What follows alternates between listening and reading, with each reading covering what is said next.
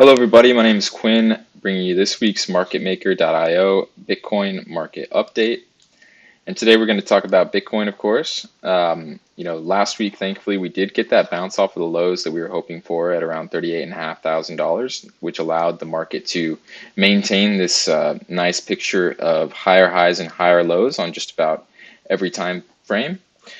You see, if we zoom out, we can see over a longer period over the last 12 months on this chart that we have been continuing to maintain that series of higher highs and higher lows as well. But yeah, just some reason to be cautious here as well, because if we were to break down from this level, we could very quickly start to see this chart, which some TA analysts are arguing that it's forming a bear flag. The chart would very quickly start to become quite ugly if we were to lose that market structure, but most of all on the higher time frame. But remember, we can maintain that bullish market structure even all the way down until about $33,000, where we form that last macro bottom. What's moving Bitcoin in the short term is, of course, the NASDAQ, as we discussed last week. NASDAQ had a bit of a nice rally today, but it gave up most of those gains. Bitcoin overall is holding up a little bit better since it started to rally this morning. But what we're going to need to see, as we've discussed previously, is that dollar to finally weaken. Finally, we are starting to see, if you zoom in here, we are starting to see the dollar show some signs of a tentative rejection here.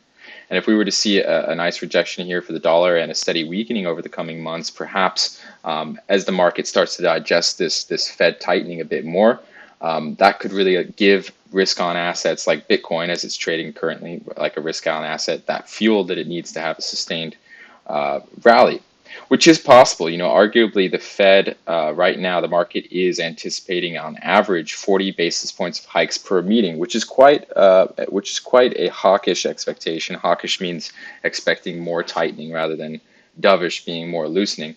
That is quite a hawkish expectation in the market. So it would be quite difficult for the Fed to disrupt that to the upside and provide even more tightening than the market is anticipating currently. Is it possible? Yes, of course. There are macro risks that we've discussed in previous weeks, and I'll go into those in greater detail next week.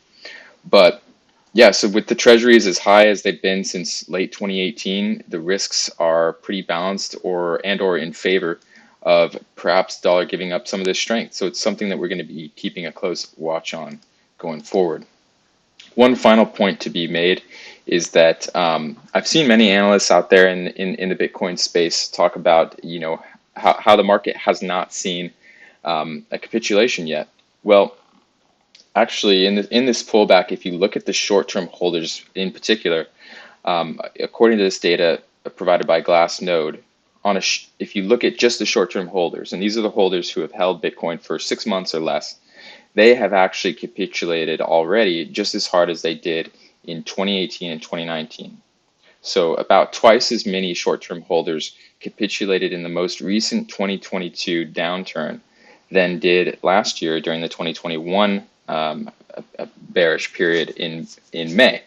So from that perspective, if we accept that these short-term holders are the guys, or are the people, I should say, who are responsible for most of Bitcoin's volatility over the last 12 months, most of their selling seems to have been done. It's going to take quite a severe, perhaps macro war-related event to shake the market structure. At least this data suggests. If we're going to see that longer time frame series of higher highs and higher lows be broken, it's going to take something that would cause even more selling than we saw back in 2018 and 2019, which was really the last time we saw the dollar index get this strong.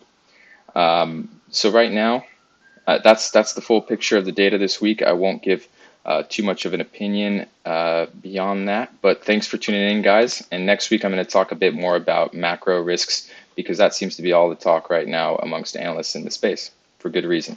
All right, cheers and take care.